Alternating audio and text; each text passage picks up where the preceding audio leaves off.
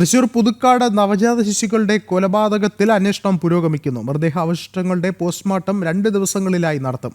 അസ്ഥികൾ DNA പരിശോധനയ്ക്ക് അയക്കുമെന്നും പ്രതികൾക്കായുള്ള custody അപേക്ഷ ഇന്ന് സമർപ്പിക്കുമെന്നും പോലീസ് അറിയിച്ചു. നവജാത ശിശുക്കളുടെ കൊലപാതകവുമായി ബന്ധപ്പെട്ട് ഭവിനെയും മനീഷയെയും കഴിഞ്ഞ ദിവസം ഇരിങ്ങാലക്കുട ഫസ്റ്റ് ക്ലാസ് മജിസ്ട്രേറ്റ് കോടതിയിൽ ഹാജരാക്കുകയും 14 ദിവസത്തേക്ക് റിമാൻഡ് ചെയ്യുകയും ചെയ്തിരുന്നു. കൂടുതൽ തെളിവ് ശേഖരണത്തിന്റെ ഭാഗമായി 2 ദിവസങ്ങളിലായി മൃതദേഹാവശിഷ്ടങ്ങളുടെ പോസ്റ്റ്മോർട്ടം നടത്തും. തൃശൂർ മെഡിക്കൽ കോളേജിലെ ഫോറൻസിക് മേധാവി ഡോക്ടർ KS ഉന്മേഷിന്റെ നേതൃത്വത്തിലാണ് പോസ്റ്റ്മോർട്ടം നടത്തുക. DNA പരിശോധനയ്ക്കായി മൃതദേഹാവശിഷ്ടങ്ങൾ ഉടൻ കൈമാറുമെന്നും അന്വേഷണ സംഘം വ്യക്തമാക്കി.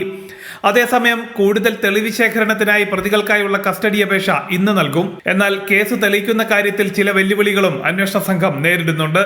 കൊലപാതകം തന്നെയാണോ നടന്നതെന്ന് ലഭിച്ച അസ്ഥികൾ വെച്ച് തെളിയിക്കുന്നത് പോലീസിന് വെല്ലുവിളിയാണ്. ഇത് മറികടക്കാനായി കൂടുതൽ ശാസ്ത്രീയ തെളിവുകൾ കണ്ടെത്താനുള്ള നീക്കത്തിലാണ് അന്വേഷണ സംഘം. 2021, 2024 വർഷങ്ങളിൽ കുട്ടികൾ ജനിച്ച ശേഷം ദൃശ്യങ്ങൾ അനീഷ ഭവിന് കൈമാറിയിരുന്നു.